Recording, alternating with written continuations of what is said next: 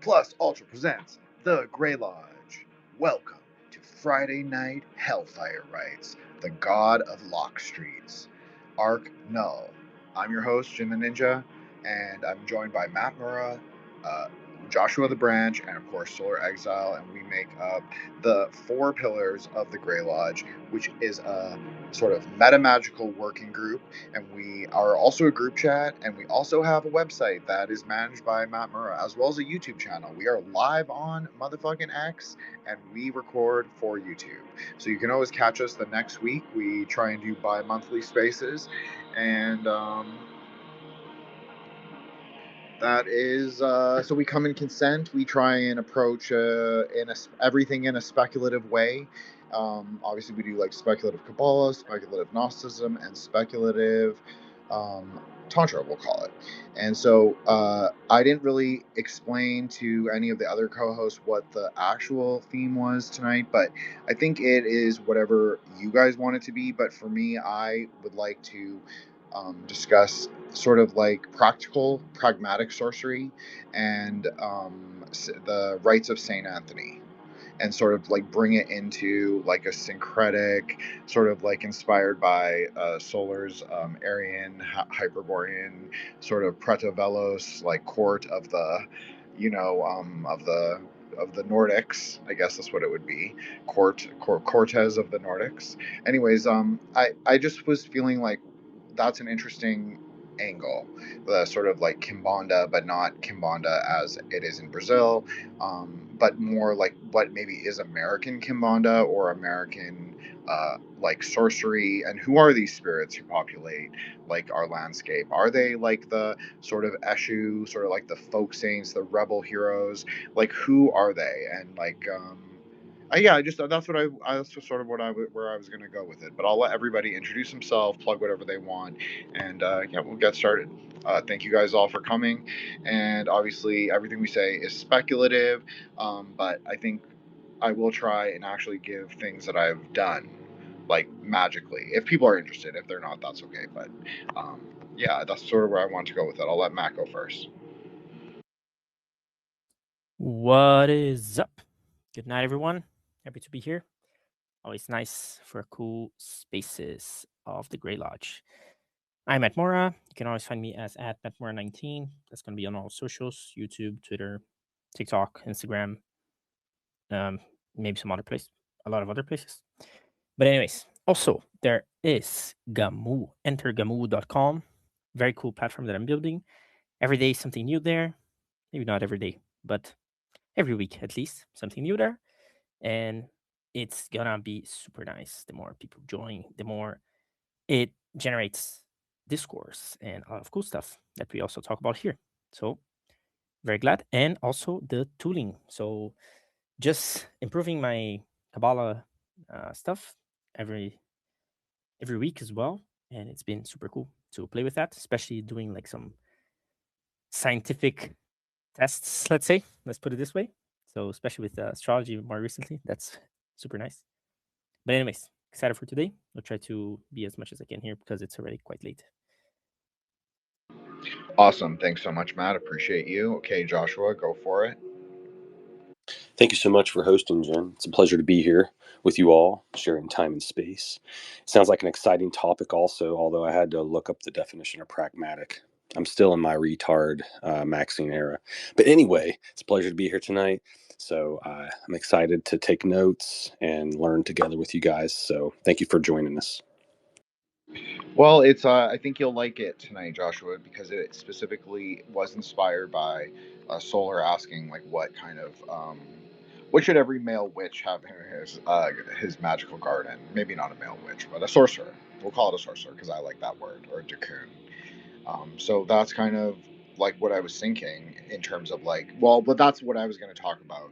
Like, not necessarily things I would plan, but like simple formulations and like why they are, and like reason through it logically with Kabbalah, like understand like why it matches the spirit, why it matches like the conceptual carnal ground. Obviously, for tonight, the conceptual carnal ground is a three-way crossroads, the Troncarua, the lock streets of the Eshu, but it can be, you can use other examples. That's just where I was kind of conceptually thinking about. So I thought about all of you and like tried to synthesize maybe a little bit of everything. So I'll let Solar Exile, our co-host, go ahead and intro himself and say whatever he wants to say. Yeah, very excited to be here. Very cool. Nothing to plug, so I don't know, maybe do some practice or something. I don't know. Yeah, I'm a humble Tsukchimpa, occasional dilettante of the left-hand path or something like that. Yeah, the Nightshade came in for the garden the other day, so I'm very excited to be able to mix up some of the more caustic octaves of Saturn. To give you an idea of maybe some of the things that I'm up to, but that's the silly stuff that I get up to. I'm mostly just a Dzogchen guy. But yeah, super excited, man. This is yeah, I apologize to everyone in advance for putting Kimbanda back on Jin's mind. That was me. Sorry about that. Yeah, no, genuinely interested in that though, as well. So in the sort of like template ritual, right? You go through these stages and then you enter what one of the organizations that I'm part of calls calling the elements, right? It's this typical step. And I never know what to do, right? Like if I know in like, certain traditions that I work at, okay, I know Hecate, Belial, Set, like, I have my directional deities, right? That I'm going to invoke on the corners, etc. But when I'm freeballing it, I genuinely skip that. Like I generally skip that step, and that's a huge weakness, right? Like I don't have a lot of like improvisational, like intuitive sense of where to go a lot of the time in my ritual design. So yeah, I'm really excited to kind of shut the hell up and listen and learn because a black woman is speaking. Happy to be here. I'm gonna like for real. Anyways, okay. Well, I hope that I can impress you. You didn't bring back Kimbanda on my mind. Kimbanda is never really on my mind, but it's always conceptually. I mean, I always like to joke that we're surrounded by like dakinis, right? Like today is a dakini day, by the way, so we are actually surrounded by them today, and that I brought them up. Obviously, they descend when you reference them. That's the idea. But Pombagiras are Pombagira. Sorry, Matt. I'll try my best. Everyone knows notoriously mispronouncer of all languages and all traditions, even my own. Uh, so they are like unenlightened dakinis, very similar kind of idea, like the unenlightened beings of the carnal ground, right? Like spectral spirits that kind of exist. Maybe they're ghosts, maybe they're more, maybe they're something else, maybe they're, self-arising, but whatever. The idea is very similar. I'm not the only one to kind of notice it, but maybe, I'm not going to go necessarily worship them. That's not going to be like what I do. But of course, as I always say, like, do as I will. Like, y'all not guys want to do that. That's fine. I'm not going to do that. But I did actually have something interesting, and I'm not a ceremonial magician per se at all, but I think in terms of like an actual working, you can see like how I used to do sort of like I sort of left hand path folk Catholicism, kind of inspired by Kimbanda, as well as other things. But so maybe that's what I'll get into. So why Saint Anthony? Well, okay, so this girl came to me. She was like, "Look, this is my issue," and it's not like I wasn't like selling services. It wasn't like I was very private about my everything. But sometimes people make friends with you at the Botanica. This is really what happened. So she so we became like just friends, like just very like just very casual, nothing like we would just like talk metaphysical things, like text whatever. And so she was like I got this frantic, like extremely long text one day, and her brother had gone missing. And I said, well, okay, well, I don't really like, this is not my wheelhouse of like things that I know about, but I was like, if you want to do something, I'll like design something for you. So I said, okay, well, let's, first of all, we need a good Guatemalan cigar. Why do I say Guatemalan? Well, if you can afford a Cuban, then that's what you should go for. But I was thinking more inexpensive. So Guatemalan cigar or Honduran or whatever it is, but black candle tobacco. You want a pretty good quality. So maybe get a couple of them because you're going to use some for incense to burn, but you're also going to leave 3 as an offering, or you can leave 1. So I always played with numerology. It was a big part of it for me. So, okay, so we have black candle tobacco, resin camphor. So real camphor, real white camphor, but you can also buy camphor bark. If you understand where to go, which is a Chinese apothecary, or online, because you can get everything online now. It is the antidote after all. So you can pretty much order anything you want. You can order actual camphor bark, which is very similar to cinnamon bark, but it has a much more lunar. It's extremely hot. It's so cold it's hot. So it has this very, very, very strongly clarifying nature that is not quite solar, but is much more lunar. So it is one of the. It's like a very. You could say that there's like a Saturn lunar herb, maybe camphor, with the addition of black tobacco, right? Because tobacco is, what did solar bring up at the very beginning? Nightshade. Tobacco is a nightshade, and tobacco is a plant of Saturn. And in fact, some people might say, now you can disagree with me, of course. We're a discursive space. But I would personally, for this is just me, but I personally would call tobacco the fire of Saturn. That's my attribution. People can disagree. Of course, burning a combustible produces air, smoke. Well, then you can also say that it's fire into the air of Saturn. So because it's a smoke, it produces both. So you have that clarifying coldness. You have what tobacco does as a herb is it calls forth. It's a herb of power. You can use it for domination, but that's not what I was using it for. I was using it specifically to call forth a specific person with a specific name, with a specific spirit. Right? Like his name, his birthday, all that stuff would go on a little piece of paper and then I'd burn it. Well, I didn't do this, but she did it. I did it I did it conceptually for her. And so, okay, so you have the camphor to clarify. You find this in Tantra very similarly. What it does is it almost makes this contour of the spirits, if you choose to believe in such things as spirits that arise from the chrono ground. Okay, we'll say conceptually that's real. I'm not saying it's not real either. I'm just positing, I'm saying it can be both. But so it kind of clarifies the contour of them. And it actually does keep away evil in a way, but it's almost so cooling that, well, this is the idea. So when you do the camphor, that's for normative Shiva rites, they will burn camphor. But it's pacifying to his hosts. He's surrounded by the hosts, like the goblins and the Vitalis and the Pretas and the Bhutas, right? So it pacifies his host of all the ghosts and all the, witches and dakinis and stuff. So it does that, but it doesn't actually make them go away. It doesn't push them away, but it kind of clarifies, pacifies the spirits that you don't want. It's not that you don't want them, but you're not interested in them right away. And it sort of clarifies the atmosphere so you can perceive, right? You can perceive with a kind of blinding light, or like a mind stream, you could say. You can clarify what you're calling forth. So you have that. So camphor, black tobacco, and now I forgot the other one that I was going to. Oh, peppermint. Why peppermint? Peppermint is extremely protective for travelers. You find this in Celtic. I've seen this for recipes of Celtic magic, of Germanic magic, of Catholic folk magic. Hoodoo obviously uses it.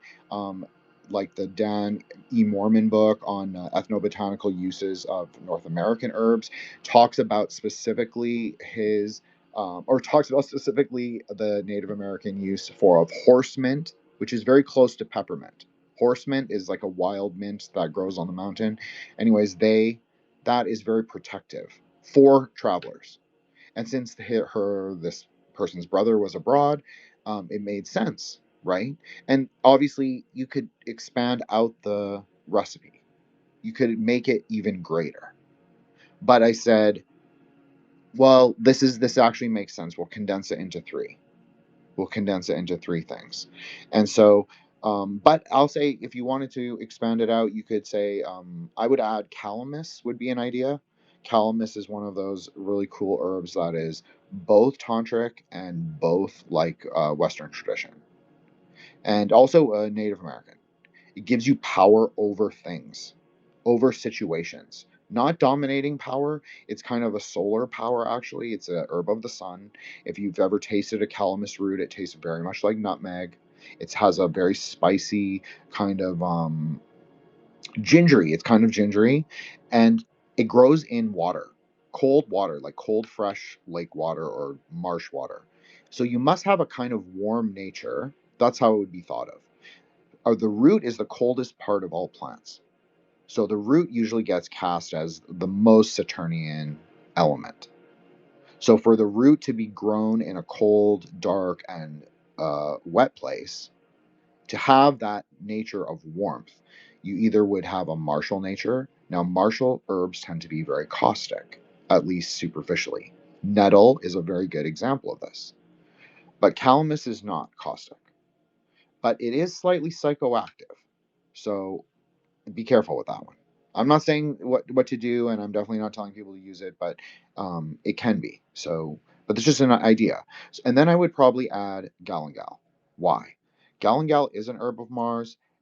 It depends. I mean, if you agree, if you agree with culpepper, it's an herb of Mars. If you agree with Saint Hildegard of Bingen, it's an herb of the sun because it is associated with the heart.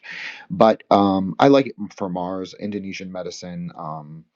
Jamu puts it in Mars. It agrees with the Garuda Purana. So I lean on Tantra for this. So this is just my preference. But if you prefer the Western tradition, that's totally fine. But it's very warming, and it also gives you power over things, victory specifically. That's what it kind of does. So those are if I was going to do 5 herbs, that's what I would do. You can see there's like equal weight. There's leaf, there's resin from a tree, so from the arboreal parts. There are roots, obviously, and obviously the camphor is extremely fragrant, as is the tobacco. But actually, calamus is very fragrant as well, as is galangal when burned. So it's that would be very spicy, very potent. So I told her, okay, then you have to go to a 4-way crossroad. I didn't really have the conceptual workaround for 3-way just yet. That sounds really bad. I did not have a conceptual way to understand three road crossroad, or 3 street trunkarua. Okay. I was just learning. I was just like, it was kind of like seeing how I could understand this mandala, you could say. So I told her you have to go to each corner in the specific order. So the specific order I was using at that time was because I would do the sign of the cross with my left hand, and I would always do it north, south, east, and west. So I told her that was the order I told her to perform it in. But before she was to do this, she was to go to the center of the crossroads. And she was doing this in Toronto. Like, the thing of this is like in the middle of downtown Toronto. I told her to go to a specific time of night. And so she had to give an offering of, I don't know, it was whatever, Canadian whiskey, and 3 limes, and 1 of the Guatemalan/Honduran cigars. Okay. So, and then she's burning the herbs in a censer, and his birth date / name anointed with whatever. We'll just say Abramelin oil, like just some random general oil. Okay. So she goes to each corner of the road and she calls his name. She says, "In the name of St. Anthony, da da da, I call you home." That was what I told her to say. She's also supposed to recite the St. Anthony Novena prayer every day, hopefully 3 times a day. So for 9 days. But she begins the rite by reciting this prayer to St. Anthony. I know it by heart because I often lose my keys or my phone or everything. So I've used it many times, just in a very casual way. Okay? So she's supposed to do this, and she was like, "Do you think it's going to work?" And I was like, "Well, do you believe it's going to work?" And I was like, the St. Anthony prayer has actually never really failed me, if I'm being honest. Simply because I always seem to find whatever I'm looking for, whether that is just whatever the spirit of St. Anthony even is. It always works for me. So I said, I think it'll work. And like, she was worried, and I was like, okay, well, let's see what happens. So I'm not saying it was like a miraculous thing or it was because of the ritual and she had to perform it, of course, and she had to go do that and, call him back and then go back to the center. So maybe this was actually me drawing from Tantra in a way. Even the directionality using like a Kriya formulation, north, south, east, and west. I didn't really realize it or recognize it at that moment. But I think maybe now, looking back, maybe I was. And I also think the idea of going back to the center, that's a very tantric idea too. To sort of like pin or peg, you could say, your intention to the roads. So you are locking your will onto the roads, but you're also letting them be free. You're not letting the gates be locked. You're just saying, I'm calling forth this. I'm going to allow the gates to be open while I call forth this. So that's kind of what I was thinking, like liminal space, crossroads. Like the thing is you don't have to use Saint Anthony, and you don't even have to use a spirit. If you're like amazing chaos magician, maybe you don't, okay, or whatever. But even in Tantra, the same rite almost exists, like almost verbatim in a ritual sort of grammatical technology or like formulation to Bhairava, the little boy riding a black dog, which is also sometimes how the Eshu are described. St. Anthony may or may not be associated with Papa Legba or the Eshu, and he can be variously assigned to them. Not always, but sometimes. And if you are really interested in like the early American folk magic, you can read the Zora Neale Hurston book, Hoodoo. She talks about going to the Bahamas, and this guy gives a rite very similar to this for calling someone. I don't know, for maybe to make them phone you or call you on the phone or whatever it is. But then he gives another right after that. He said, but then when you're ready to like clear the energies of the roads, like too much is accumulated, so you have to like start fresh. He actually gives her a working with a blue candle. So I thought that was actually interesting because you don't really see that association. Saint Anthony with a blue candle, and he is the king for at least the Bahamians of the crossroads. So even though they don't have a complicated formulation of the Eshus and the Pombijiras, they at least have a spirit that they recognize as in charge. Yes, Solar, please go ahead. I apologize. Yeah, no, man. I just want to ask a quick kind of follow up question before we get away from it too much, right? So I understand a little bit about the essentially the construction of either sacred geometry, right, or the sacred space of a mandala, right, with its four corners, and then the intermediate directionality of that, right? So I understand the 4-point crossroad kind of map. I also, since I've been working with Hecate a lot recently for reasons that don't matter, I have a sort of three-way crossroads in my mind, right? And I understand the sort of like logic of that, but that's again, in a very specific context, we're working with a triplicate divine figure, right?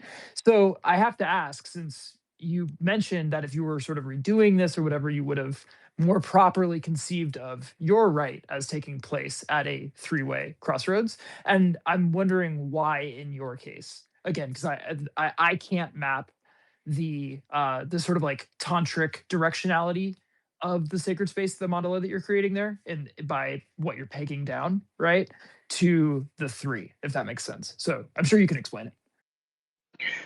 No, it's really a great question. And I hope that I can answer it like properly and like fully in a way that everybody and you also like appreciate. I don't know if I can, I'll try though. For me, it would be to lock the back roads, you could say. It would be to peg down with the three, like single pointedly, which takes place within the three. This is very specific to like a Kila practice. It takes place in the center of the three. So you're pegging down. So it would be a more controlled. I guess that's what it would be. It would be maybe a sectioning off of the greater mandala, allowing me to control what comes forth and to make sure that the flow of energy from the directionalities is clear. Like allow, and also like the arrowhead. I'm very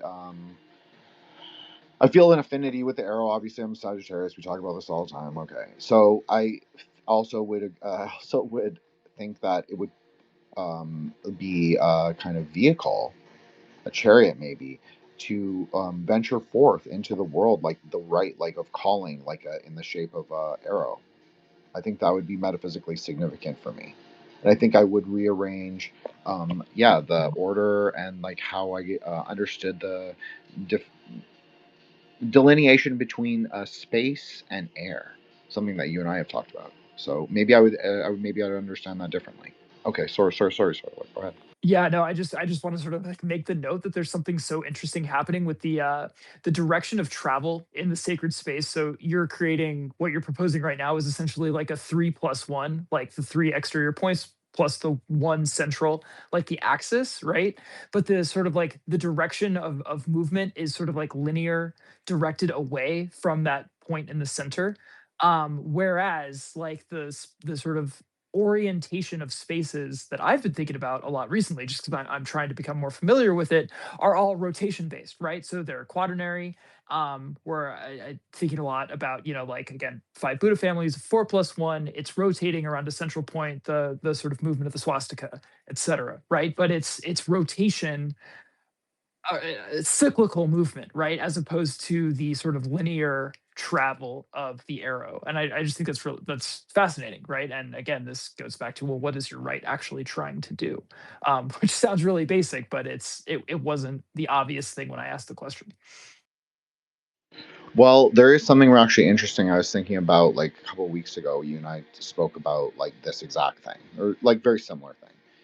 And one of the older bond practices that did get translated, and maybe we've discussed it before, and apologize if we have, but there's something called the Namka cross, which are the thread crosses.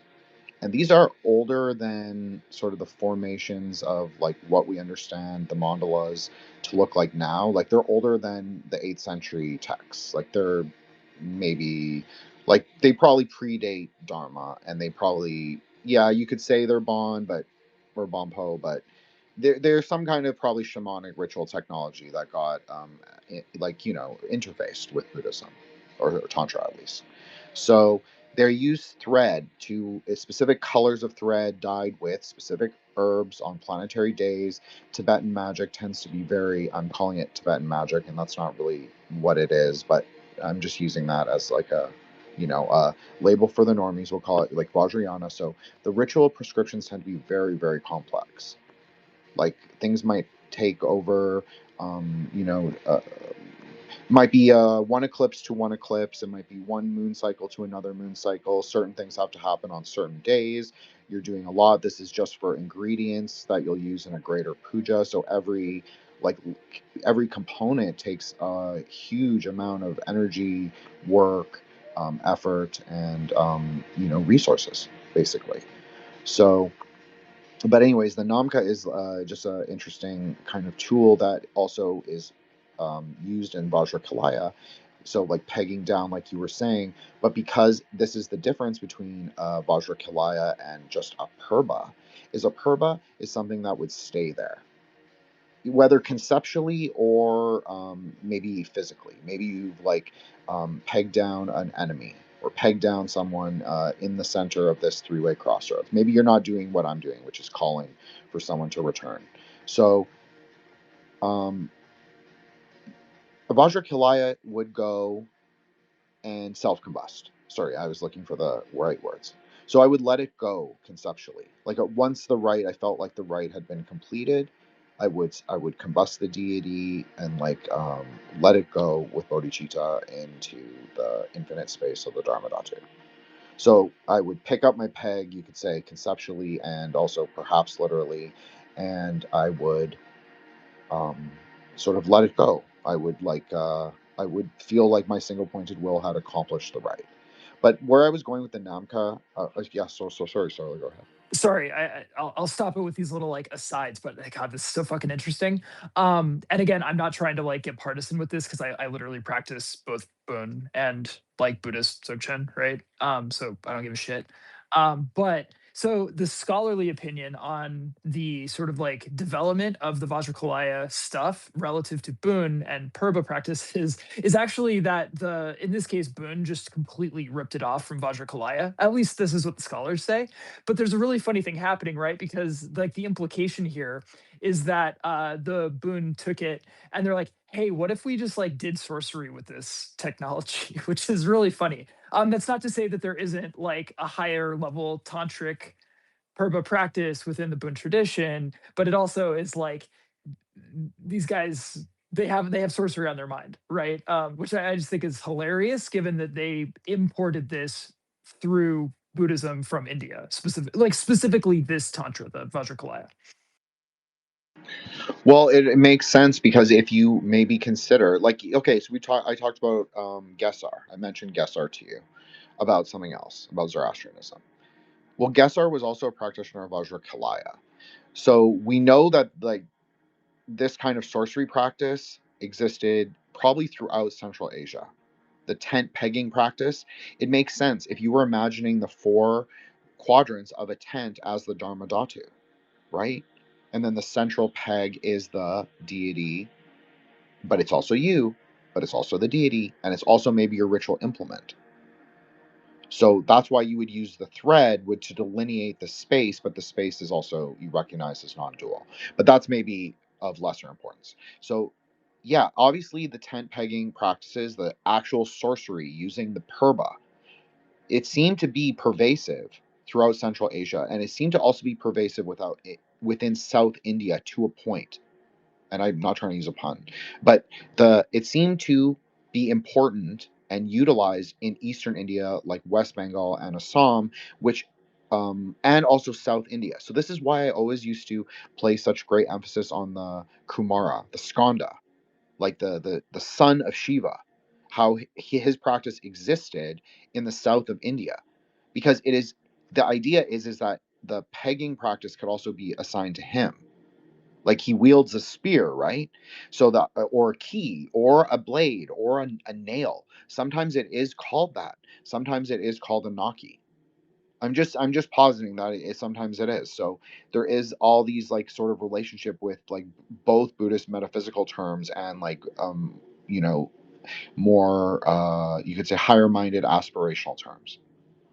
So there's kind of like this interplay between like exactly what you're saying, so like sorcery and like higher practices. So that is really what it is. And so even with the like calling forth someone, you don't want it to, if you put the peg down and leave it, you could think of it like you're leaving a skanda or creating a karma or both. That is more how it is thought of for Vajrakalaya mandala. Like if you leave a peg in someone, you are like you're damaging them, but you're also damaging yourself in like a karmic way. Yes, sorry, go ahead. Yeah, I just think sorry because this is like it sounds technical, but I feel like this is actually a really important like broad point, right?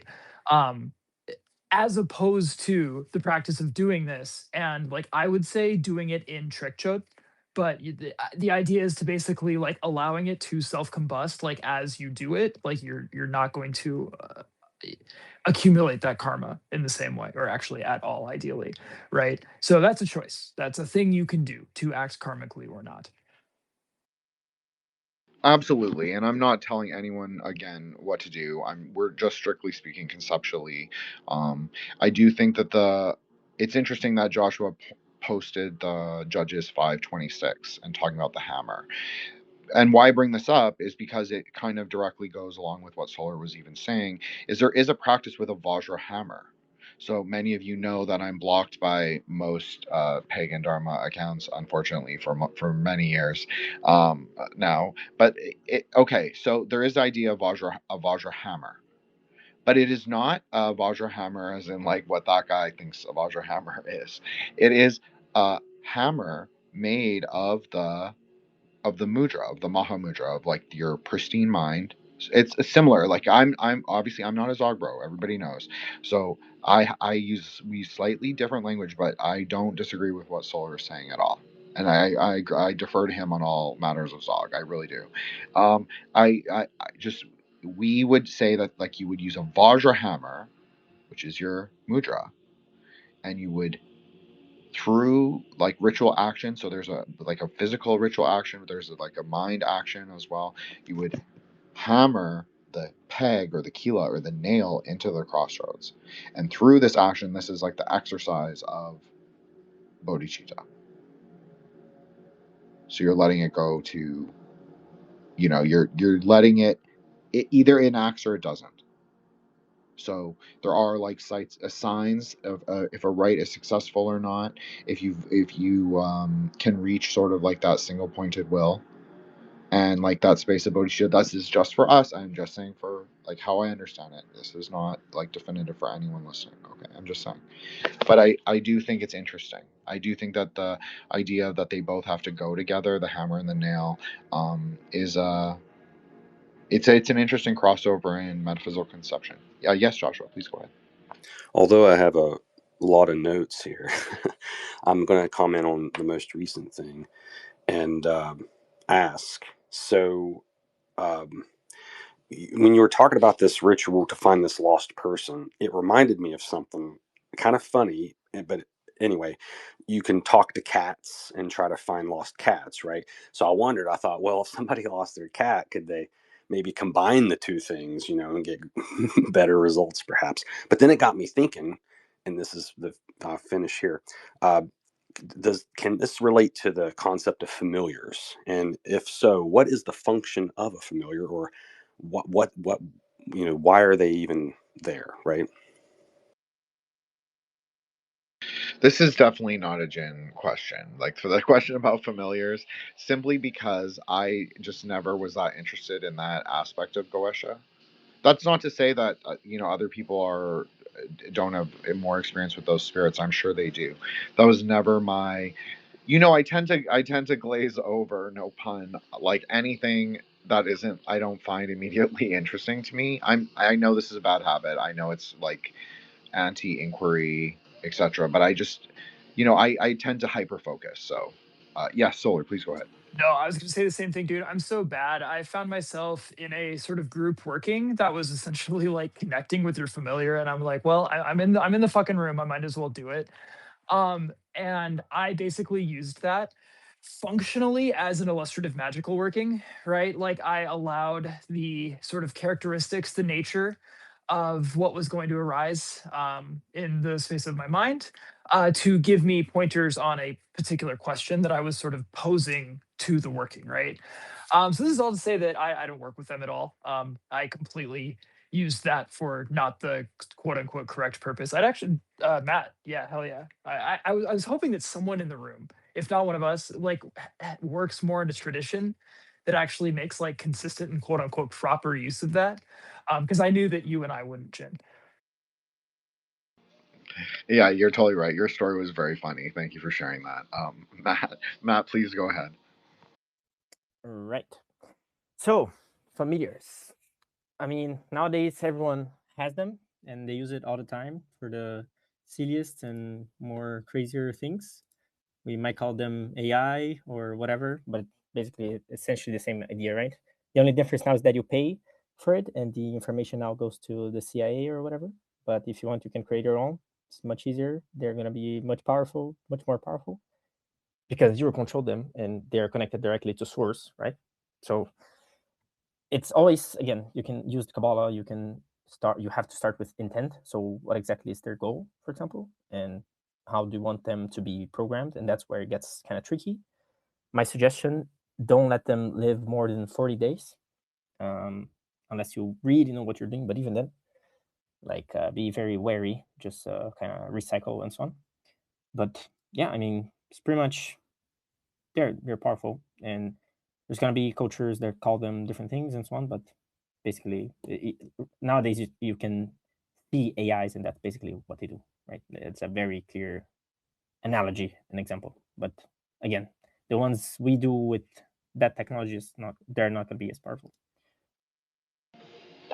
Thank you, Matt. You're totally right. I'm glad you brought it to like that kind of technological Rahu Ketu. I know this was an interesting point in the group chat earlier this week, this nature of Rahu Ketu. But yeah, I agree with Matt. What Matt is saying, like, temper the dragon by creating your own LLM. I mean, I don't know how to do this. Obviously, I'm a huge retard, and Matt is the smart one. And like, I know Solar's like tech genius, and like, I think Joshua and I are just like we're just stuck in the '90s. We're like that Josh Peck movie where he's like he plays like a weed dealer on the Lower East Side of Manhattan, and he dates one of the Olsen twins. I don't know anything about that, but anyways, Joshua, please go ahead. Okay, I found the note that I intended to talk about. I'm sorry for derailing the conversation with cats. But so I was watching a video online the other day of what's called a double pendulum. And you see you know how a pendulum normally swings, right? Well, if you take that peg, like you said, and place it somewhere on the pendulum, it then changes the dynamic of the pendulum in general, because now when it's swinging, that energy is being redistributed through that segment that's now been pinned to a portion of the pendulum. And it was just so intriguing to me to watch how it behaved, because it was almost in a very erratic, unpredictable manner, except there probably was an order to it, right? So I just wanted to kind of offer that as something to consider, that when placing a peg, you know, maybe it has maybe you can't quite see what it might do sometimes. I don't know. And then the final thought I had was you were discussing the ingredients for the ritual: black tobacco, peppermint, etc. So I was curious, could the topic of companion plants be of note here? Like when planting a garden that contains certain things like what we're talking about, or a poison garden, you know, is there certain companions to keep in mind, or soil pH or anything like that? So, like, I'm a pretty good gardener, but I'm not like a super. I know this is gonna drive Solar crazy. I am not a technical gardener. I kind of just do whatever um, I just go out there and do it. And but I buy really good. Like I buy like I buy like amazing compost, like seaweed compost. I buy like amazing soil, micro mix, like all of that, like the best. And so, but I like try and I have like copper wires and like I try and do like all the electroculture stuff. I don't know how successful I am at it, but I get stuff. I have a good garden. Like I'm a decent gardener, and I have a lot of botanical beds where I grow. Like I have a poison garden, I have like a berry garden. I have like little permacultural sections that I've worked on over the last 3 years. So in terms of like poison garden, I know that everybody loves this. I just saw like a call book review just reposted a book I have not read on poison garden. So look, there are so many great plants. I think you can make. I don't think you have to do singular gardens. I think that that's actually interesting. This idea of magical gardening in terms of like mixing plants with specific meanings into like front or like around a house. Like okay, so think like protective magic. So okay, so like what are some really good plants for growing around the house? Milkweed. I know, crazy, right? Like one of those plants. Like so around my house, some of you know this actually. I have I call it a racist garden. It's only white and black flowers. So that was my rule.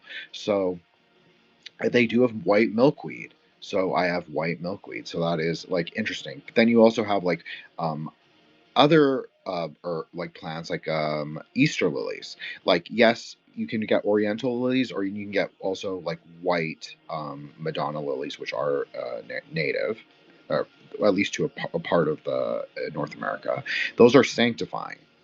And so, like I recommended to Solar, like peonies. Peonies are really great because they're really hardy. They can survive basically anything, and they don't like transplanting. But other than that, they're pretty. It's like they're ready to rock and roll. That's a very sanctifying plant. So that's actually a nice thing to mix into your bed if you like to do mixed beds. Now you could do if you were just being like very, I know that sort of like Southwest, or we'll call it SoCal, sort of like water conservation style, you were doing that. You could do like cedar, you could do sagebrush, like artemisia, like sort of like like a burning sage.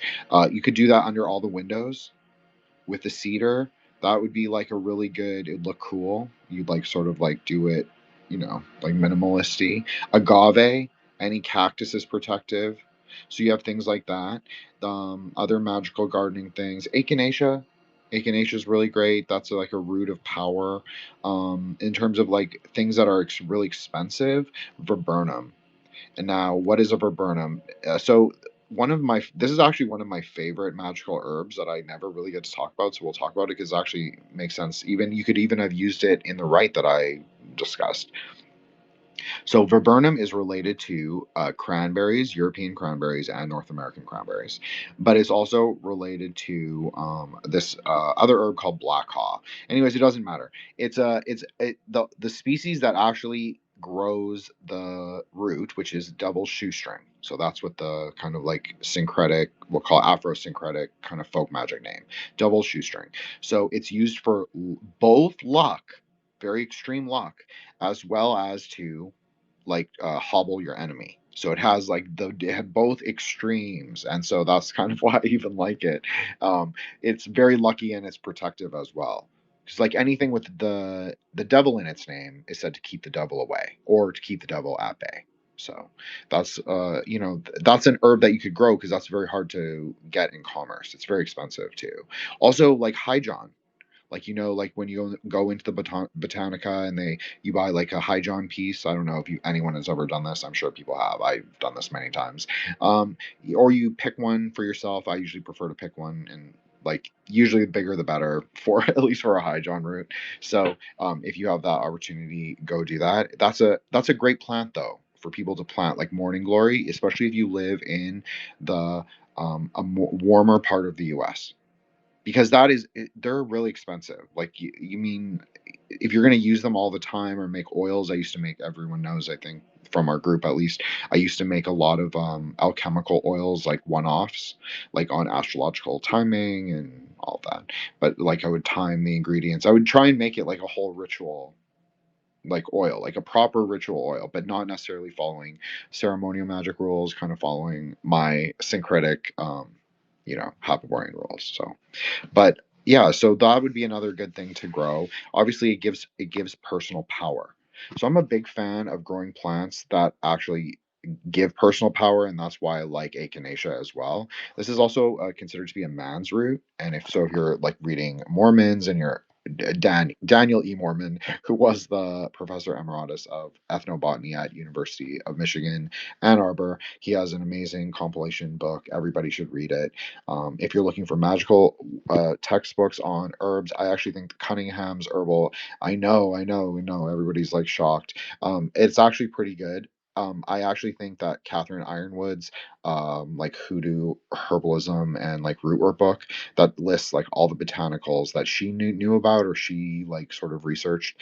I think that's an excellent book as well. I think you won't go wrong with those two. I think you'll see a lot of parallels, but you'll also see like innovations, right? Like Tantra is very syncretic, right? So this is why I kind of like talking about like American magic or American Dharma or like this sort of like what it's like I'm not a Christian and I'm not a pagan either. And so I like to my idea is like what can we see?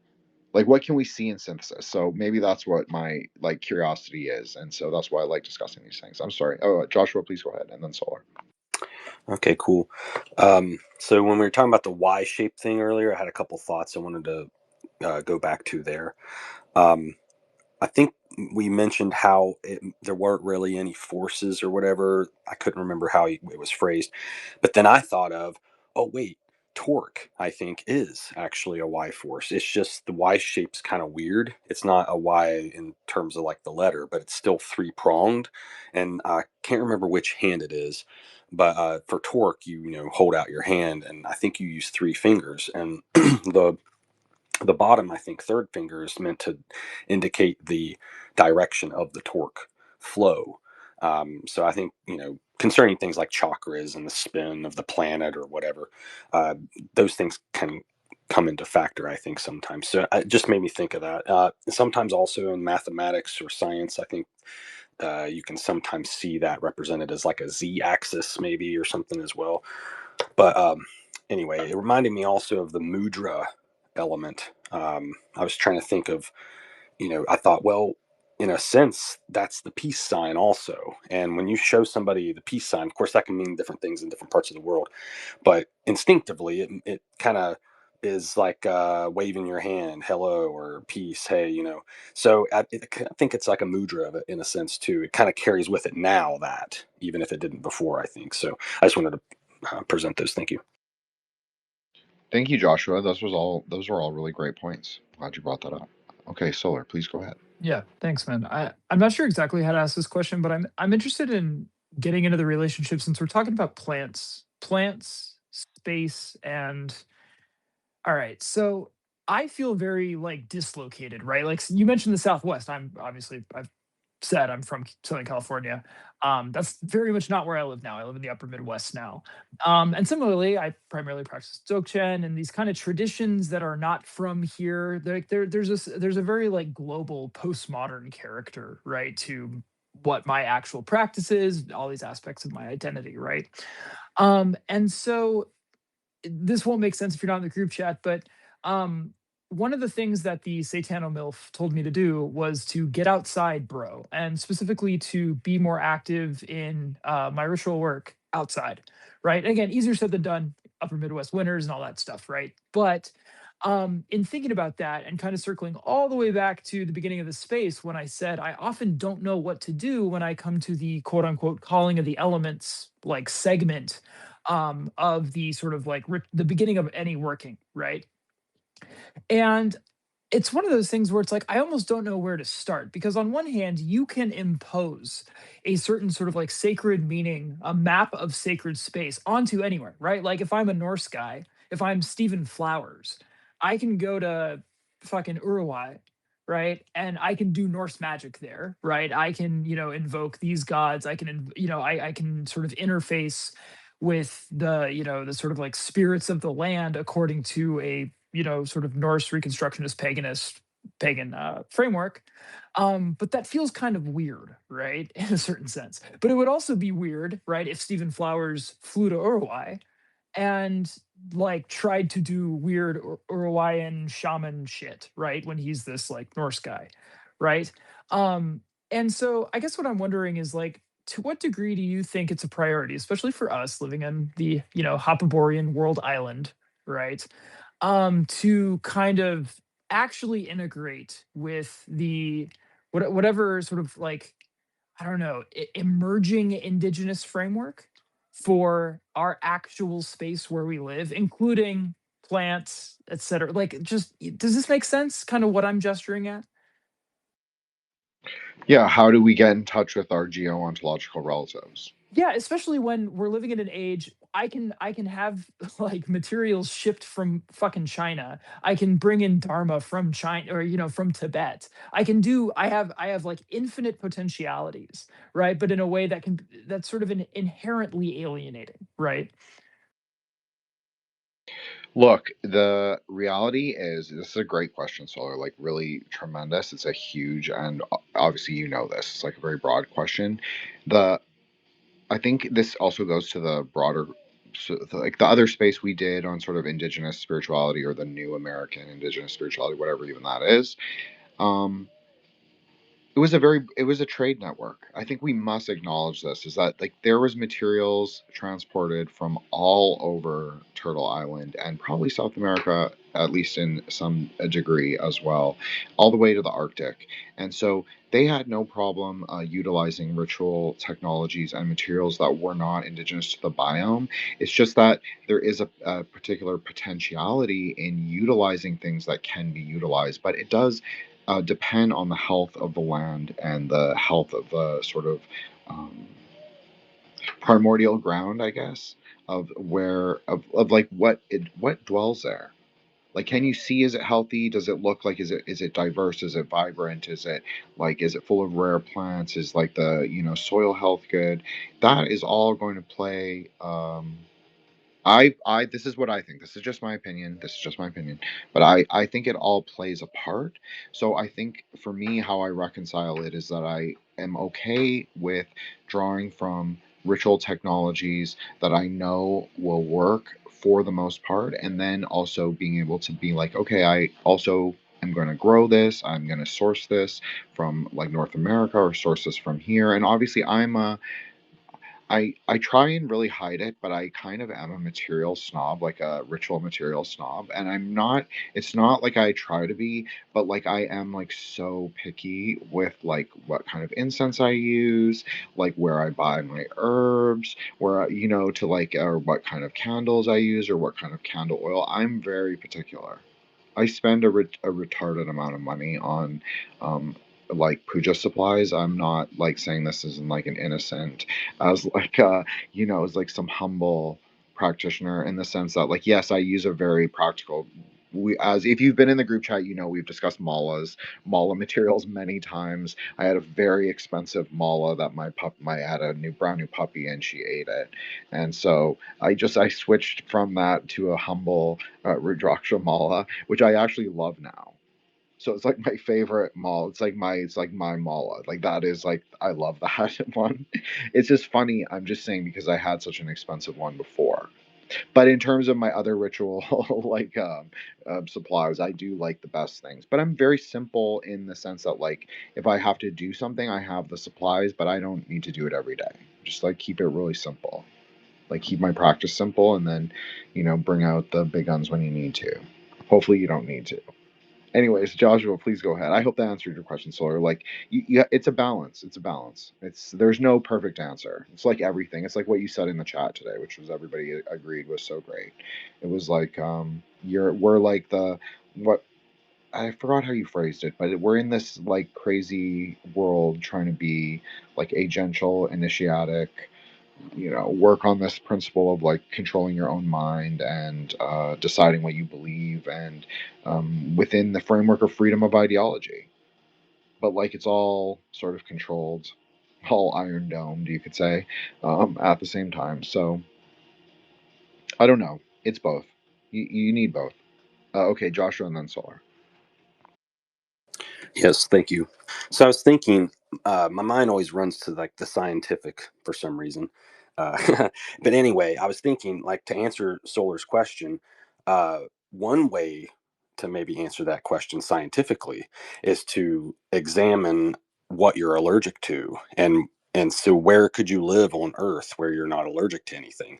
That would almost seem like your native habitat, so to speak. So that was just a thought that came to mind because, certain groups of people are allergic to olive trees, for instance. So,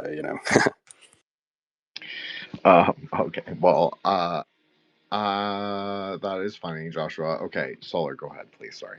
Yeah, just to partially answer my own question, but kind of like through your contribution. I think my approach now would be to essentially do a series of kind of like communicative workings to try to see how certain, like, what do you want to call, like, spirits, entities, energies, Nexians, whatever, pick your poison, how they choose to arise in my consciousness, right?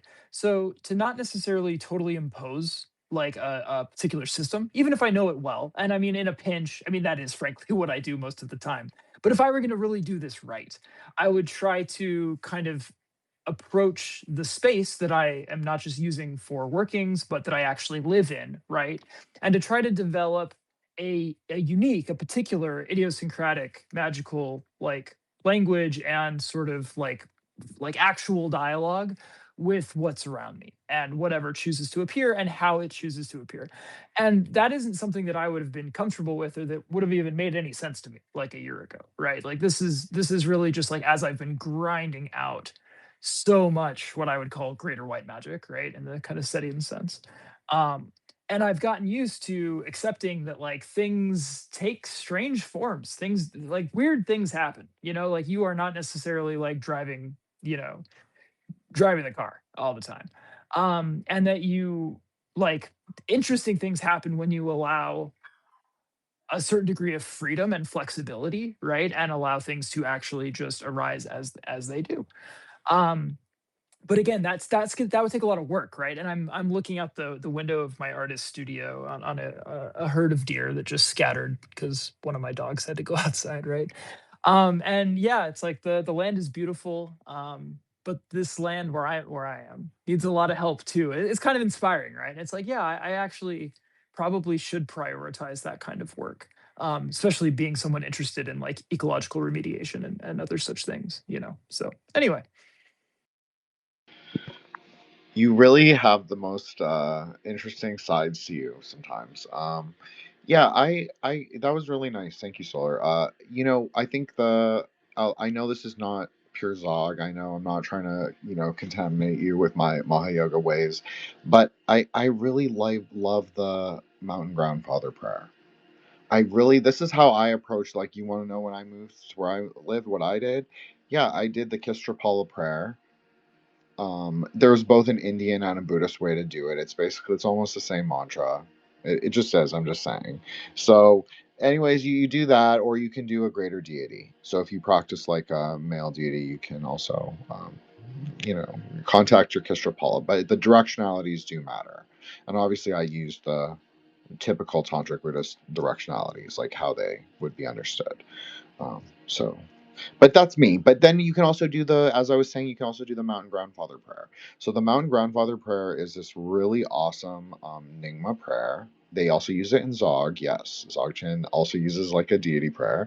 And it invokes all the deities, all the ghosts, all the demons, all the dakinis, enlightened and unenlightened, and they all come for a nibble, and they basically just all take part in the offering, which is usually burnt cedar.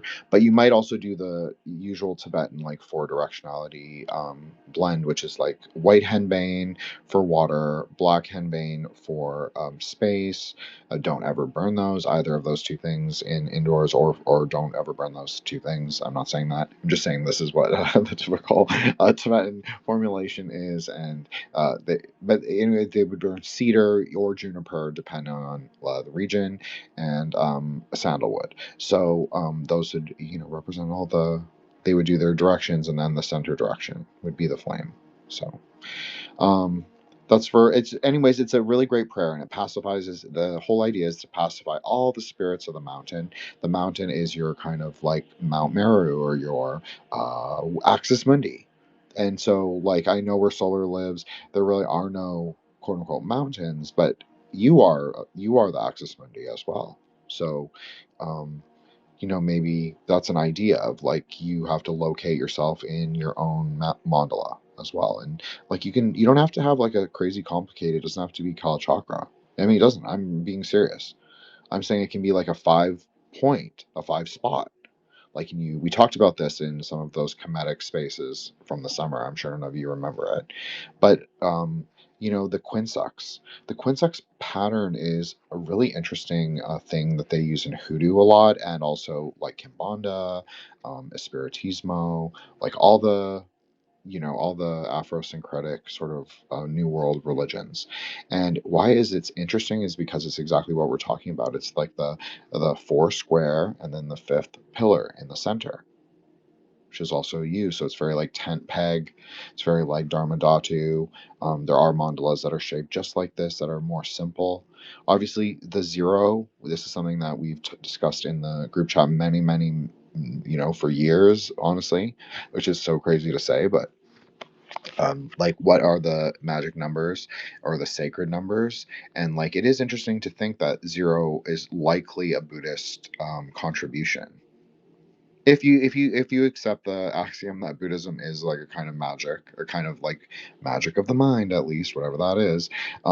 If you sort of give zero to specific formulations, it makes sense, especially as Buddhism posits there are 10 directions, 8 outside of you, 2 inside of you, 1 up, 1 down, but those are also in infinitude.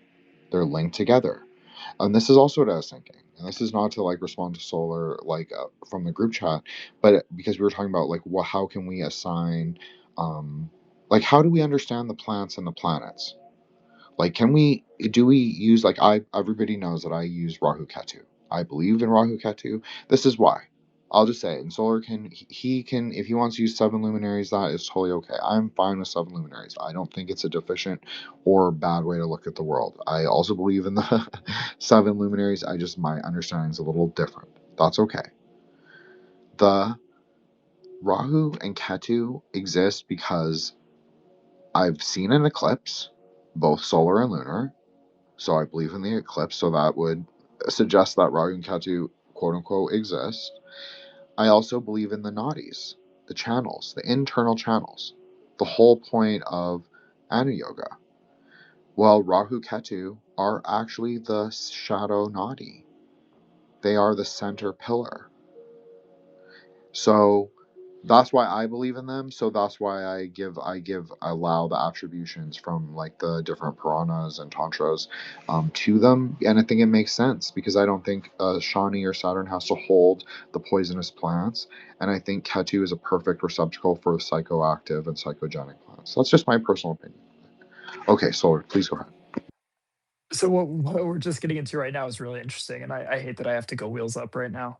So I'm gonna finish listening to this one, subsequently. So I look forward to that, and thank you all. It's been a blast. I do want to say just as a closing note, and so why I was getting into that, not necessarily like, oh, I have to apologize for shit in the group chat, but just to like explain a little bit of like why I think this matters. Because I'm actually not married to the 7 luminary system at all. This gets to a deeper and I think more important issue, kind of at a meta level, of how we approach older historical traditions in general, and specifically historical texts, right? So I think very often we kind of like vacillate between treating these things as sort of they're living, they're fluid, it's an ever evolving system, right? But then at the same time, I think we want to treat a lot of the sort of like important historical texts that are sort of bounded epistemologically in the sort of time and place of their creation as being like significant, profound, and not really in need of much remediation, right? Like if I don't know, pick your favorite Greek, right? Like if Iamblichus had it all figured out, then we don't necessarily need to go beyond him, right? And I think like a lot of practitioners, I'm not singling anyone out at all. Truly, I'm not being a little cunt about it. I'm just saying, we tend to not take a consistent line in how we're approaching these things. Like sometimes we treat them with this reverence and sort of take them whole cloth, and then other times we're like, yeah, well, but Neptune is a thing, so I want to put this here and I'm going to do that and that. And then oftentimes what happens is our systems get completely fucked up. And again, it's the problem isn't that you're reproducing a historical system, or conversely that you are playing it fast and loose and coming up with your own modern idiosyncratic thing. Not like both of those approaches I think are valid. I think both of them can get results. It's totally not my point at all. It's that you need to know what you're doing and where. And you can even do both, but you have to act intentionally and be clear in like how you are understanding your relation to those texts, and then how you are talking about those things, like, and sharing that with other people in how you're presenting that. And yeah, it's just I have grown to appreciate like a certain level of precision in that with myself, and so I try to encourage that across the board with other people too, and to try to clarify if it's not immediately obvious, right? Like how someone is, like what their relationship is with the text as they're talking about it. That's where I was coming from with that. All right, have a wonderful night, guys. Thank you. Thank you, Solsky. Really great tonight, honestly. 101 out of 101. I will fight you on Hokmah and Neptune, or Neptune and Ketu. I do believe those are the same thing. I don't think planets are the Sephira. You should fight me, because every time we get into it, as though we like actually fight a lot, but I always learn something and I come out better for it. So I'm grateful every single time. All right, take it easy, guys. Bye, buddy. Okay, Matt, I'm sorry you've been waiting, but go ahead. Yeah, no worries. I wanted to add something to the discussion. I'll probably go out as well because I'm half sleeping here already. But for what Solar was talking about, right? Again, I'm gonna use the tech example just because it's in everybody's heads, I guess. Especially it's gonna be more and more. But think about it this way: nowadays there's a lot of talk on like, oh, jobs are going to change because there's AI and this and that and blah blah blah blah blah blah blah. Okay, when you go study the technicalities of the thing, it is as it seems it's like it's a new thing, completely new thing, and like every time, especially if you're on that side of Twitter, like every time you refresh the page, there's something new, and there's something new, and you have to study because it's new. It's new. Okay, you cut out the crap, you silence the mind, and you see, wait a second, what's going on here? It's exactly the same that happened with like general software. And then you go see, okay, what's software? You go see, oh, it's actually the same thing that happened with whatever. And it keeps going. So it's like the repetition of the repetition of the repetition of the repetition. The only difference is that the details change a little bit, right? So if, for example, as a software developer, you would do software in one way, actually all the fundamentals are going to be the same when you're now using AI. The difference is that you're using AI. So it's like just a little spicy little thing you're going to use. So I guess to complement with what Solar was talking about, like, yes, there are a lot of truth already, or shall I say, fundamentals already in the old stuff, and as old as you want to go.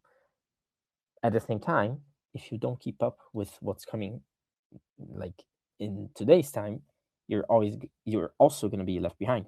Because, for example, if again with the technology example, if a company says, no, fuck this, I want to stick to facts, okay, there's no infrastructure anymore to facts on some places, so you're literally going to get behind just because there's no egregore to hold that. So the same happens with magical, like whatever rituals, whatever you want to do, right? There's no egregore to sustain that.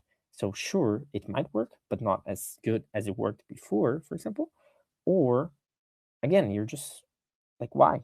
No, why do it if there's a new way you can do, which is as more powerful or easier or blah blah blah blah. Again, do it as you will, right? But just complementing to what he was talking about, which I think it's a very nice discussion. And yeah, with that being said, I'll probably go as well. But very nice. I'll definitely hear the recording afterwards. And as always, we post it on Wednesdays.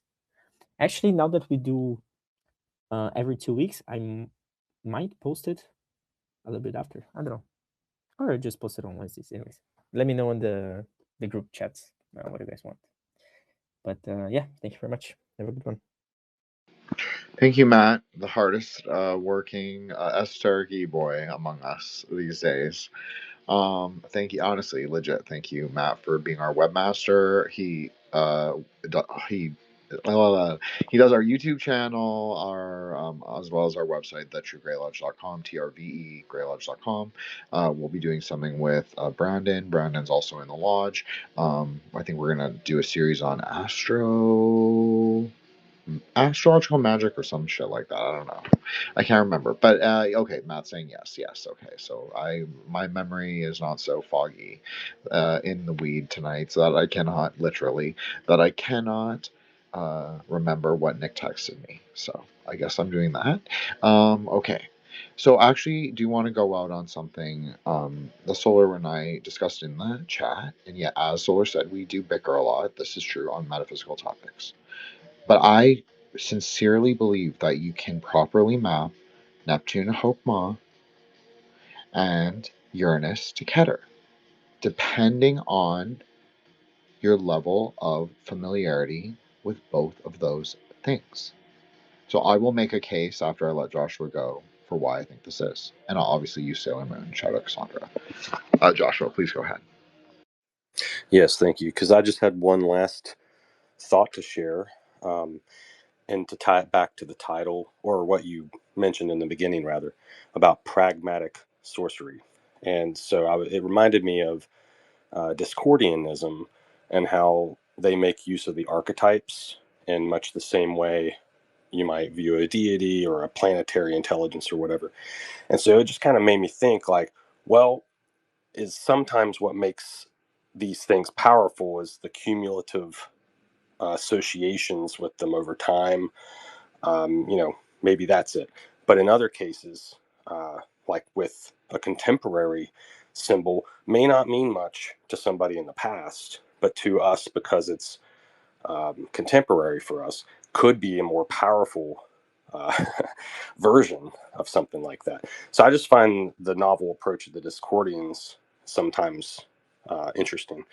And I just wondered if maybe that would be a good example of pragmatic sorcery, is to just simply use something that's recognizable and very potent.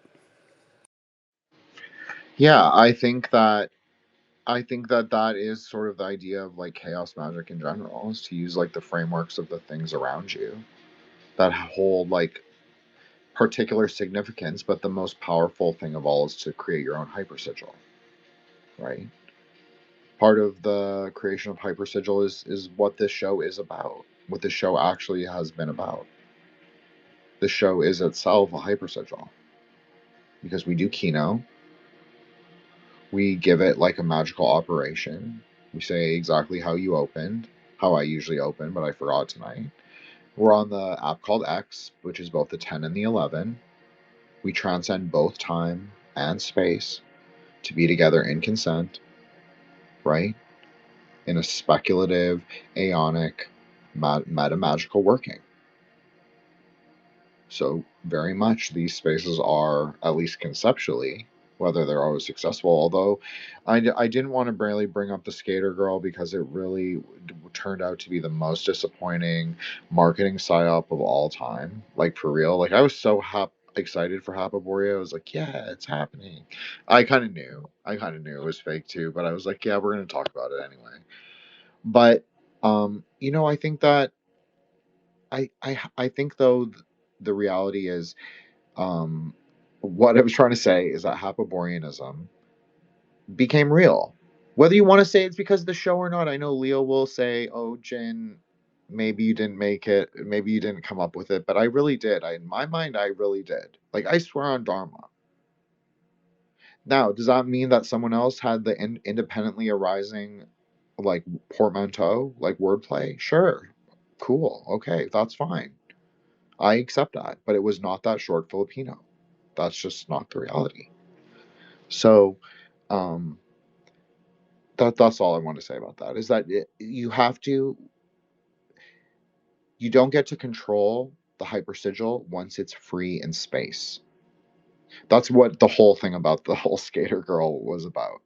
Like about Hapaboria, once the hypersigil is free, you no longer, it's not under your will. That's why, that's kind of like going back to that idea that Solar and I discussed about like letting the peg self-combust. I had to let that word go. I realized this is not going to be, like, what am I going to do? Fight them every single day? Him and his little group chat? Because he decided to use the word. Okay. Hapaboria is free because Hapaboria is a real place. Whether he knows that or not, whether he understands what I even meant by it, I gave a really good definition in the group chat. I talked about how it was comparable to Dugin's Eurasianism, how it was talking about the idea of time scales tied to geo-ontologies, tied to specific geographic places, tied to people, tied to our perception, our understanding. There's something very Kabbalistic that was intended by Hapaboria. He's not that smart, so let's be honest. So he could not explain it like that. But that's what I meant by it. But I also had to let it go because I realized, like, it doesn't matter what my perceptions were. It doesn't matter what I tried to fill that container was. All it was at the end of the day was a container. Just like a klipa. I forgot what Solar said. We had to call them klifas or klipods. Matt, do you remember? Anyways, Matt might be sleeping. That's fine. Solar said we had to use klifas or klepods. I can't remember. Anyways, I think I'm trying to say we do not want to. You just have to let the aggregates go. That's how you do. That's how you actually practice Kabbalah. You don't cling to the aggregates. You kind of let them be in space. You recognize them for what they are, and you move forward. But my ideas were still really good, and so my intention was good. So that's why I still am going to talk about that word. And I'll probably never let it go. I'll be like an old man one day. Been like, I came up with this word on the internet. I don't know. We'll see. Anyways, Why don't we call it a night? I think that's a perfect place. I know I said I was going to give this amazing defense of Hokmah and Neptune, which is true. I agree that Hokmah and Neptune go together because there's an inverse idea in Tantra. In Heb Kabbalah, Hokmah is the consortless father, the father figure. In Tantra, it is the widow. Wouldn't you say that those are inverse figures? That's very interesting to me. There's this relationship between steam and water, this relationship between the refraction of light, this kind of rainbow, the silver tinseling, the secret path between Gevra and Hokmah, the secret path between Mars and Neptune. This very provocational, this very Ketu-like, right? The appearance of war. It's not actually war, it's the appearance of war. But Hokmah and Neptune, and don't misunderstand, planets are not the same as Sephira. Planets are klipas, in my opinion. This is just my opinion. You can believe whatever you will. But for Jin, I personally don't believe in planets. Planets are just minor archons for me. But I'm using it as a conceptual way to explain the deeper meaning, because it's the basic language. Everybody knows astrology. Everybody has a basic understanding of astrology. So even though I don't personally really subscribe to the astrological condition, you could say, it is a useful way to sort of speak to people in a language that they actually understand, that is metaphysical and doesn't necessarily alienate them.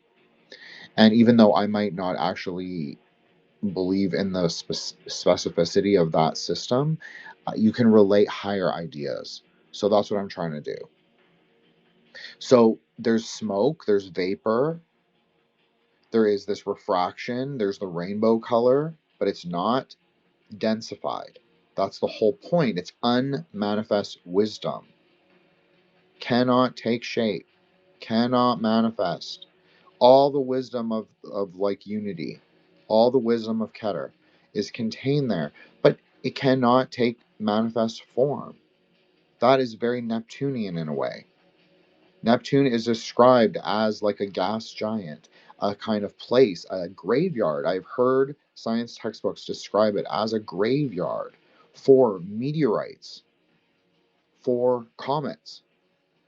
What is Rahu and Ketu? Ketu is the lord of comets and meteorites.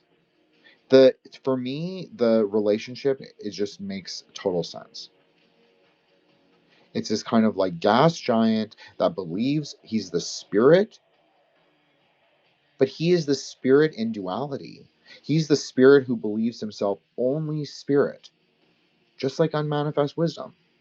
He does not want to take worldly form, or he cannot for whatever reason, but we know he actually does. He does have Bina. Rahu loves to pretend he is Saturn, because Rahu loves to stay within form. Rahu believes he is only form. Rahu believes he is only matter. So there's a duality between them. If you listen to my latest episode on Threshold Saints, I'm very proud of this episode, so I'm plugging it. So sorry, guys.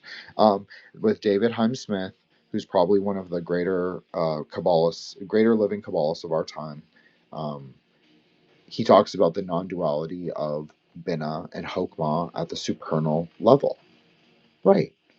This is Buddhism, right? This is Dharma, is that there is a reconciliation. We are both spirit and flesh. We're not trying to get out of either one. We are both of those things at the same time. And we are also empty, luminous, and massless. So, it's like it's a samsara is nirvana. That is the whole point of the world. That's kind of what I even wanted to kind of bring it around to. And so, why does this have to do with Hokmah? Well, Hokmah is, you could say, the bridge between the imaginal and the material. It's where all the ideas go into flux. If you remember the Aeon of the Daughter series, we talked a lot about this, Aeon of Flux.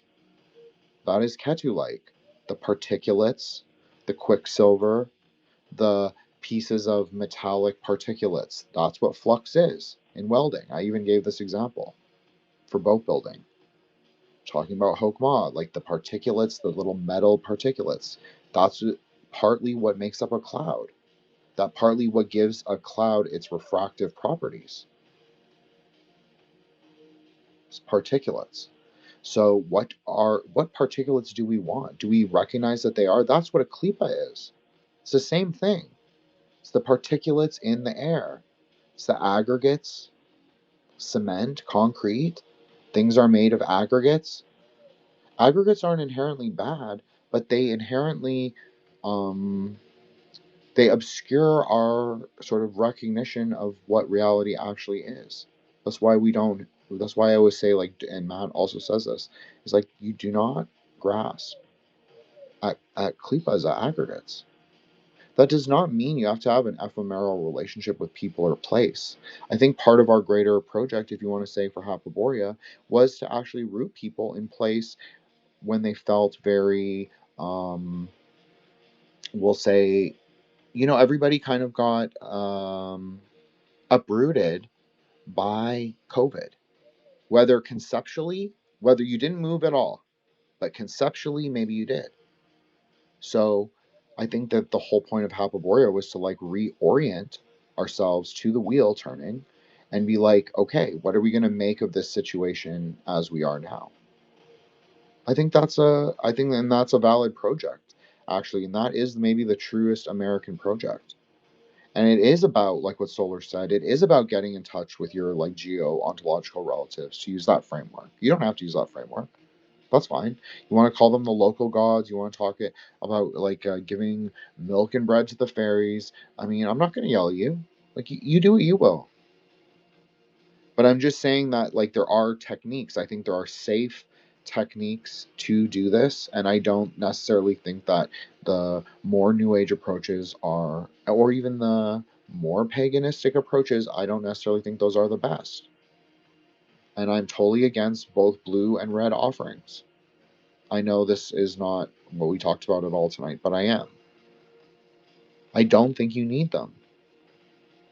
I think you can do it in your mind, and I think that the Sikhs know this. I think that certain tantrics, definitely tantric Buddhists, know this. I think the Jains know this. I think it's ineffably true. That does not mean you don't give anything. Remember, I just did an episode with Brandon on his feed. We talked about law of equivalent exchange, and that is from Full Metal Alchemist. And so that is the rule of the universe.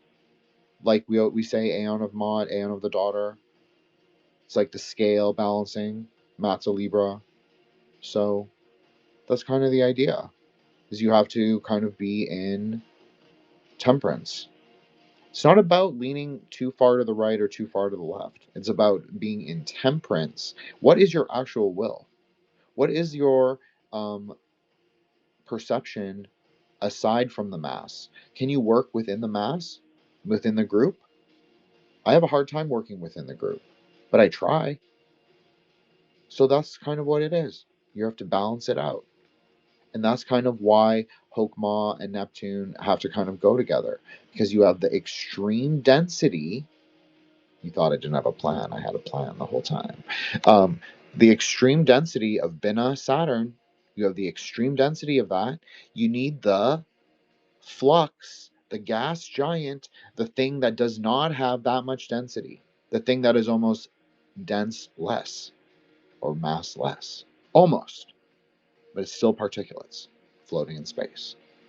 That's why you need them together, because they give a diametrical balance.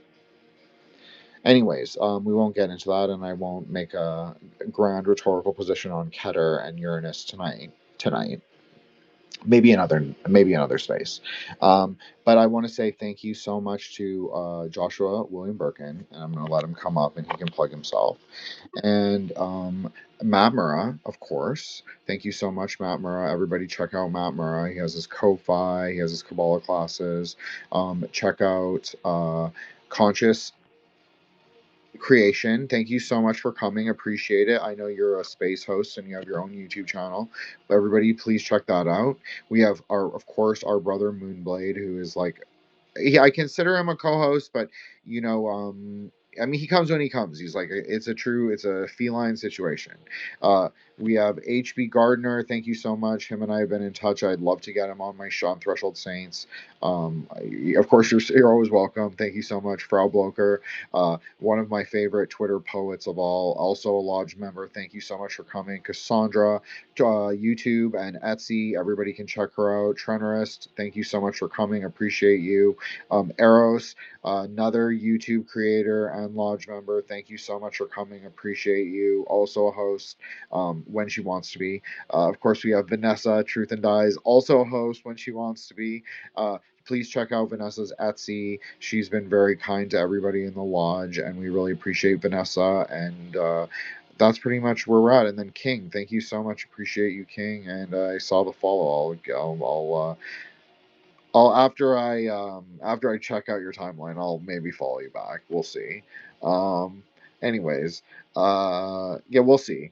But anyways, thank you very much for the follow. I do appreciate it. But everybody, we're the Grey Lodge. I'm Jin the Ninja. Check out Threshold Saints. ThresholdSaints.substack.com. That is the best platform for us. Thank you, Joshua. Appreciate you. Thank you, Matt. Thank you, Solar Exile. He said he didn't have anything to plug, but we are interviewing Paul Frederick from the Demonosophie podcast next week on Saturday. The day after Eros is also interviewing me for her channel, so we'll see how that goes. I'm sure it'll be great. Eros and I get along great. We both have that kind of autism that's like we have a hard time letting our good ideas go, and so it actually provides like a good fencing partner. It really does. So appreciate you so much, Eros, and we'll look forward to that. And of course, Solar Exile does drive me insane, but he is a valued brother, member, and friend. One of my oldest Twitter friends, and yes, a big fan of Ball Earth propaganda, we could say.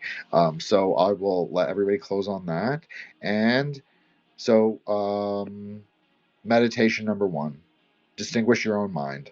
Sadhana. Must do it. You have to put the phone down sometimes. You just have to. Doesn't mean you have to give up. I'm all about the psychic magic of the phone. We're in it. We're gonna ride the fucking Aether wave, right?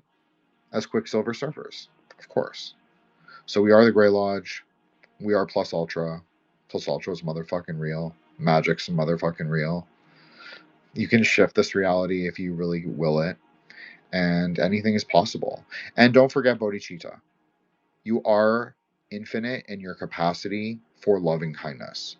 You want to talk about like real aeonic, a real aeonic sort of like a truth, you could say, is that loving kindness, Hesed, is the motherfucking truth.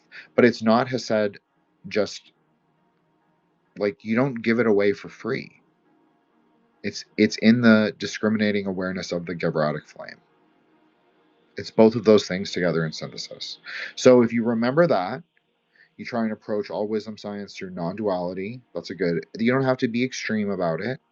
A lot of people go way too far left-hand path, extreme in their idea of non-duality. You don't have to. It doesn't have to be that. It just means that you take things as real, but you get to decide the degree of reality that you invest yourself fully. That's all non-duality really can be. That is a legitimate way to understand it. You don't have to fully invest in something being real. It doesn't have to be your identity, right? So that's a good way to approach wisdom science. You're just approaching it as a neutral observer. You're going to see where you get with it. You're going to try it.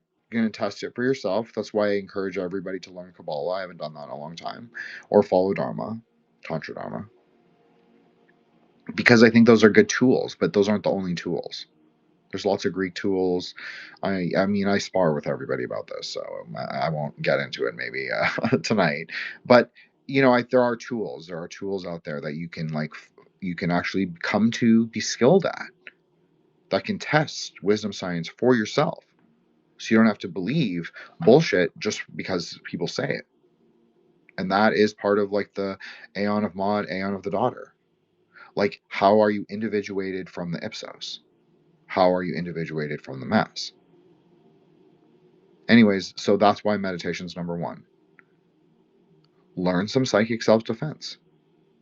Psychic self-defense is a must in the aeon of the daughter. We are not a magic aeon. This is a psionic aeon. So you better have some mental fortitude. And I'm saying this for myself, who tends to be very emo. Everybody knows, nobody more than Solar. And Cassandra, actually. Cassandra actually knows more than anyone.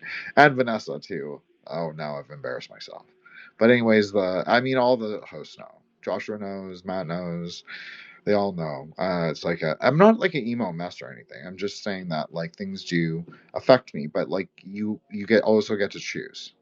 It's a big part of like being agential in the multiverse and being a magi of high caliber or sorcerer. I like sorcerer. So again, you don't have to listen to me.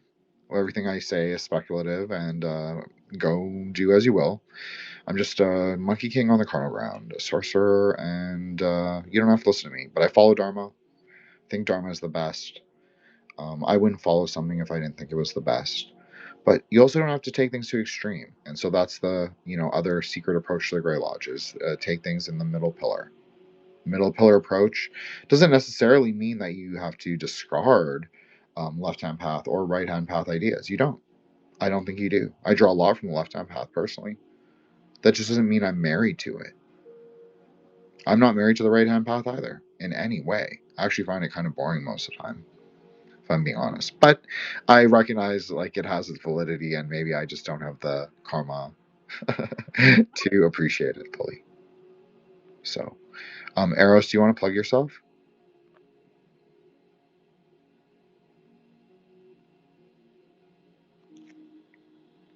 Okay, well, maybe Eros can't hear, and that's fine. So we're gonna close out. Thank you guys, appreciate it. Everybody have a great night. I think really important is okay. Now Eros came back. Okay, Eros, plug yourself. To request. Well, everyone subscribe to Eros. Thank you, Eros, for coming up. We'll end on a magic number. You guys know I love that. So we'll end on 11. So I'll go for 4 more minutes. It only makes sense. So meditation, non-duality, middle pillar, bodhicitta. Those are your ingredients. Those are Aeon of the Daughter. So let's go through Aeon of the Daughter really quick. So Gnostic, Aeon of the Daughter. Nuria, love. Seth, will. Zoe, life. Follow the 3 principles. Escape samsara. I don't know. That's not the worst framework. Let's see if they take this. Let's see if the little Filipino midget kid, maybe he will steal it from me like he did with Hapaboria. Maybe not. Maybe Aeon of the Daughter is too meta conceptual. Yes, Joshua, please go ahead. When you were talking about the psychic defense, it reminded me of this graphic titled The Invisible College. And so it depicts the mind as a fortress. So I thought that might be helpful to share. It is very helpful, and it actually goes back to what we initially talked about, which was the 4-way crossroads. So you can open or close the conceptual gates. The gates are of your own mind. They are the gates that you put forth. This is a much more tantric way to describe it. You create the gates. You create the lock, and you create the key. So how well defended is your fortress? Is your fortress a 4-way crossroads? Is it open to everybody? Or is there only one path? The path that is straight before you. I personally like an adversarial approach. People know this. Not always. And Solar, if you're listening, that does not mean to upset me in my DMs. But it does mean that it is better to approach things head on that you can see with clarity, right? Less distraction means less klipas. It just does. Just maths, you could say. So but in life, nobody just wants one road open. If you want to use and say a spiritualist idea, you can say we have 5 roads, like the fingers of a hand, or you can say we have 7 roads. I've heard both things. Both things are very common. So I will use a 5-road system since we're talking about a 4-way crossroads. People want more than just like the limited, thing. Some people, not everyone. Some people are happy with 1 or 2 roads. But I think all roads are possible. I think it's all possible based on your will. I think based on your own cultivation, and I think based on your own agency. And so I think that that's what you should like get from these spaces, and I think that's the whole point. The whole project for me is to, like, we're going through the aeonic turn together, so we might as well actually acknowledge it in perception of space or through space. Because I know we are, I can feel it. I know everyone else like has their ideas of whether it's Age of Aquarius or Aeon of Mott or Anne of the Daughter. Of course, it is Anne of the Daughter, of course. But if you don't agree with my framework, that's okay. But I still think it's a good framework, and I think it describes something that is quote unquote real. So, with that said, I will leave you on that tonight. Everybody, I'll just be cheesy and we'll say namaste. Everybody have a great weekend, and be mindful, be fun and healthy, vibrant, generative. It's a generative aeon. Be generative in yourselves.